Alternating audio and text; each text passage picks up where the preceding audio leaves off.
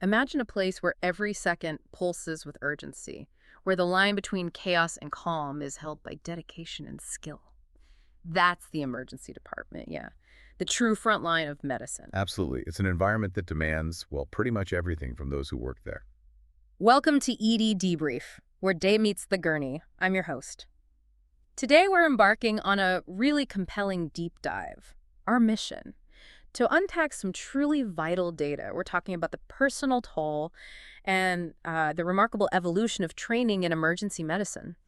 We'll explore recent research looking at life expectancy trends among doctors, focusing specifically on EM physicians, and then kind of dive into how EM residency programs are innovating, to support these critical providers right from the start. It's a crucial connection to make. Yeah. And for this deep dive, we've pulled from a really interesting stack of sources. There's a fascinating study in lifestyle medicine that actually looked at doctors' obituaries. Yes, obituaries. Quite an unusual data source, but revealing. Totally. And an associated discussion piece on emergency medicine, a study on active learning and EM residency from Frontiers in Medicine. That one's key for the training piece. Exactly. And analyses of EM residency program evolution from the International Journal of Medical Education and the Journal of Acute Medicine. And joining me as our expert guide, helping connect all these diverse insights, is Dr. No Name, an emergency medicine physician himself. Welcome. Glad to be here, ready to unpack this. Great. Okay, let's just dive right into a piece of research that, frankly, it stopped me in my tracks. A 2021 study by Brain and colleagues published in Lifestyle Medicine. Ah, yes, the obituary study. That's the one. They analyzed thousands of doctors' obituaries from the British Medical Journal. The goal was to see if a physician's specialty had any link to their age at death.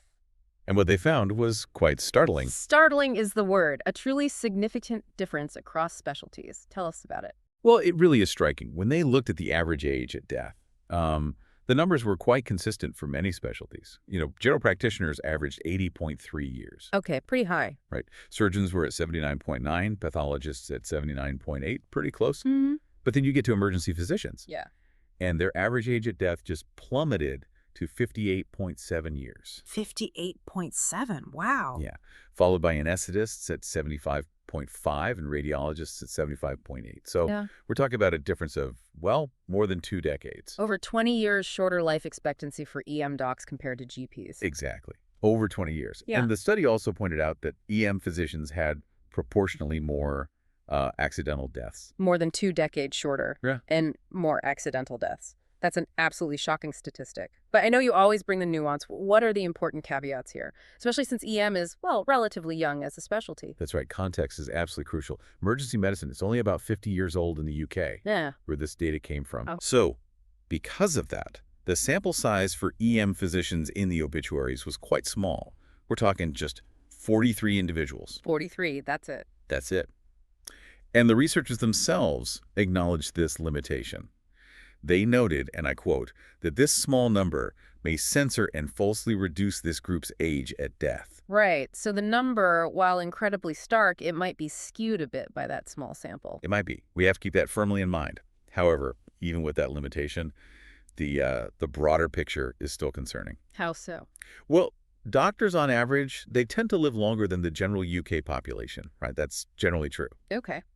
But emergency medicine is the only specialty whose survival trend actually dips below that of the general population after about 4 years of practice. The only one. Below the general public. The only one. Yep. All other medical specialties consistently show what the study called a substantial survival advantage over the general public. That's a really important distinction. What about causes of death? You mentioned accidents. Yeah, so cancer was the leading cause across all specialties, about 39.1% of deaths. That's pretty consistent. Okay. But for EM physicians, the second most common cause was non-transport accidents, things happening outside of cars, basically. And that's different from other doctors. Very different. Yeah. For other specialties, heart and circulatory disorders typically held that number 2 spot. So the accident finding for EM really stands out. That's a powerful finding, especially that accidental death piece. It makes me wonder, and maybe the sources don't say, but is there any common understanding about why EM might see more non-transport accidents? It can't just be burnout in general terms, can it? That's a really insightful question. The sources don't explicitly detail the why beyond those general pressures, but, if we connect the dots, it often points towards the sheer chronic stress and fatigue. Right. The day-to-day grind.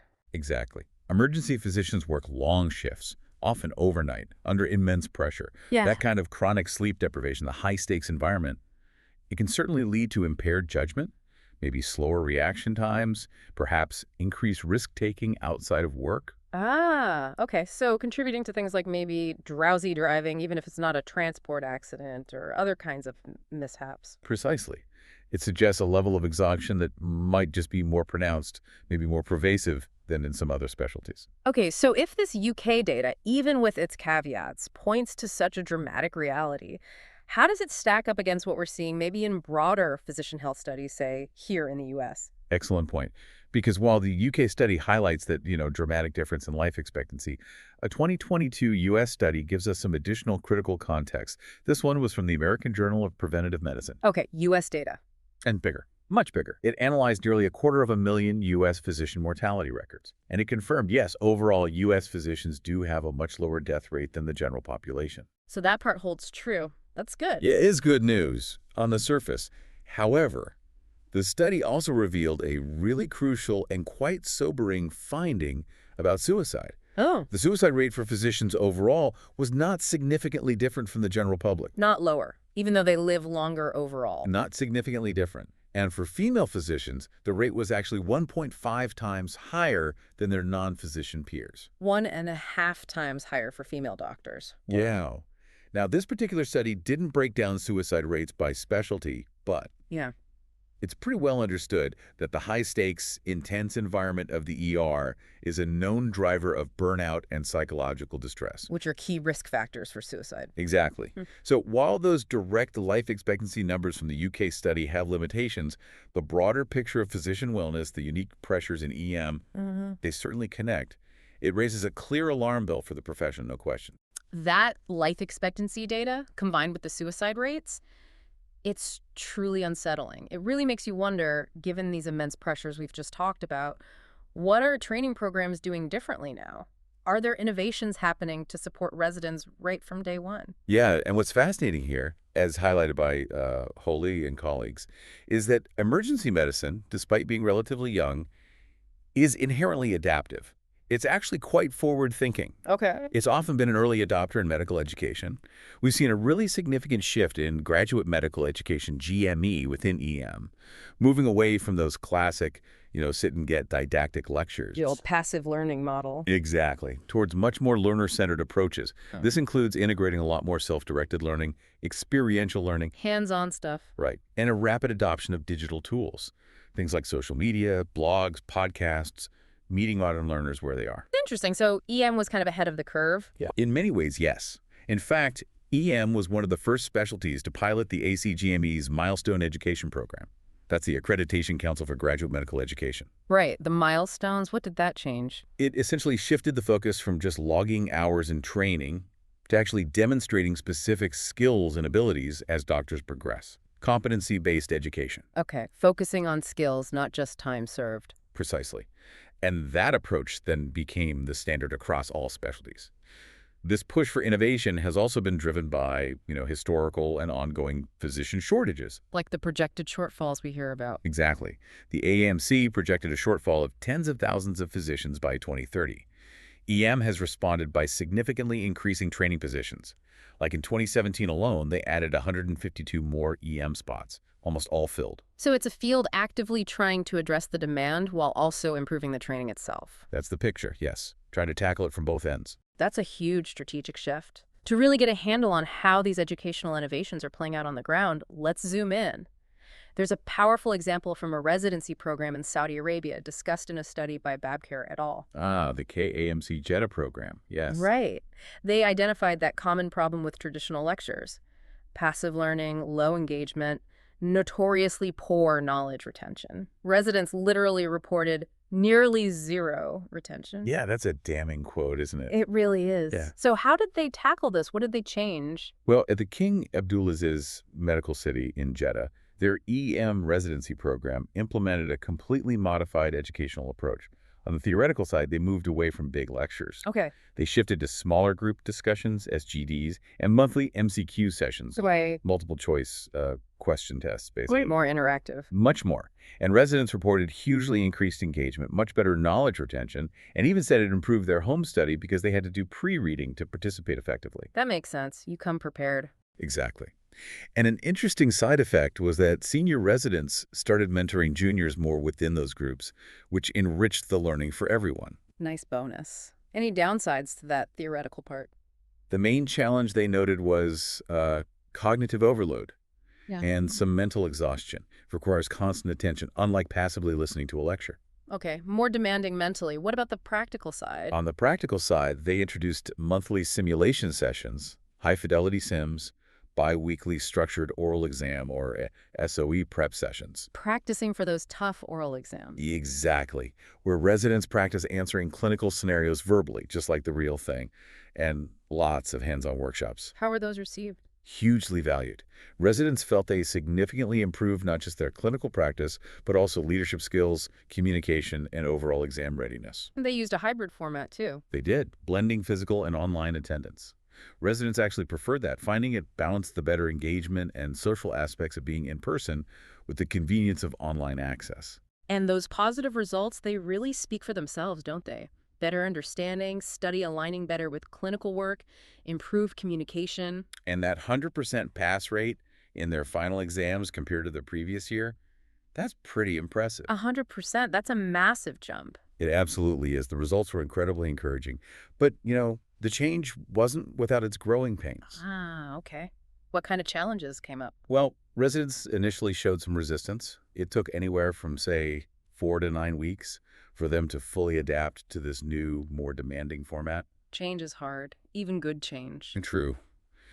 There was also a perceived burden of all that pre-reading, and like we mentioned, the significant mental effort needed during discussions. It made the educational day feel quite intense and long for some. I can imagine. Constant engagement is tiring. It is.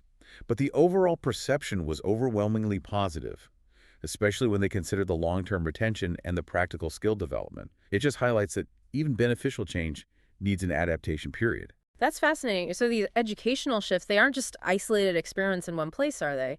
Is this evolving approach actually influencing how programs present themselves globally to attract new doctors? Yes, and this is where it gets really interesting, especially if you're thinking about applying to residency. A study by Chow and colleagues looked at this. Okay, what did they find? They examined the evolution of EM residency program websites in Taiwan, comparing them from 2003 all the way to 2021. And the changes on those websites, they directly mirror these internal shifts in education and values we've been discussing. How so? What changed online? Well, they found a marked increase in the description of faculty, for instance. That jumped from 63% of sites having it to 95%. Wow, almost all of them. Right, and detailing the residency director role, that went from a mere 4% up to 32%. Much more focus on leadership. Interesting. But did anything decrease? Yes, and this is the sort of paradoxical part. There was a significant decrease in reporting the simple faculty number that dropped from 74% down to 32%.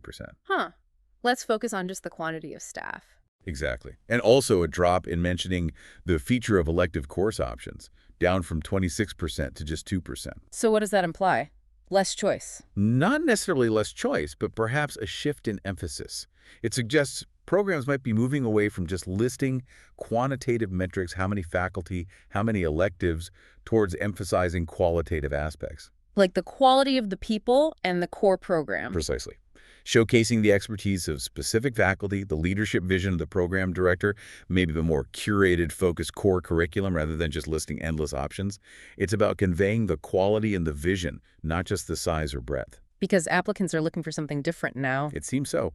Applicants are actively seeking deeper engagement, mentorship, details on the curriculum, faculty interaction, resident life. It really highlights the need for comprehensive, user-friendly, and up-to-date online info when people are making these huge career decisions. Okay, so this deep dive has truly brought two major narratives into sharp focus today, hasn't it? It really has. On one hand, we've seen the concerning personal cost, borne by emergency medicine physicians, potentially reduced life expectancy, significant well-being challenges like burnout, psychological distress. the stark realities. And on the other hand, we've explored these dynamic, adaptive, really innovative efforts within EM residency programs, trying to fortify their training, build better support systems, recognizing those intense frontline demands. Yeah, and what's fascinating here is that we're seeing a medical specialty grapple directly with the intense demands of its practice, not just through research on outcomes, but through tangible, innovative changes in how it prepares its future practitioners. Actively trying to change the input to affect the output, maybe? Kind of, and it raises a really important question. Can these educational advancements truly mitigate the inherent risks of working on the front lines? And, what more might be needed? Yeah, is better training enough on its own? It's a complex equation, isn't it? Between the demands of the job itself and the support systems we build around the people doing it. This deep dive, it leaves us with a profound understanding, I think, of the dedication of EM physicians, but also the system's evolving commitment to their well-being. It really makes you wonder. Hmm. As we continue to push the boundaries of medical care, new treatments, new tech, how will the health and longevity of those on the gurney continue to be intertwined with the health and support of those at the data, those incredible professionals making split-second decisions every single day? It's a connection we absolutely rely on. The health of the system depends on the health of its people. Absolutely. Yeah. Well, that's all the time we have for this deep dive. We really encourage you, the listener, to reflect on the implications of this knowledge for healthcare policy, for support systems, for all medical professionals, and maybe just for your own understanding of what frontline medical work truly entails. Thank you so much for joining us. Thank you. It was a great discussion. You've been listening to The Deep Dive. I'm your host, and our expert today was the always insightful Dr. No Name. We'll see you next time.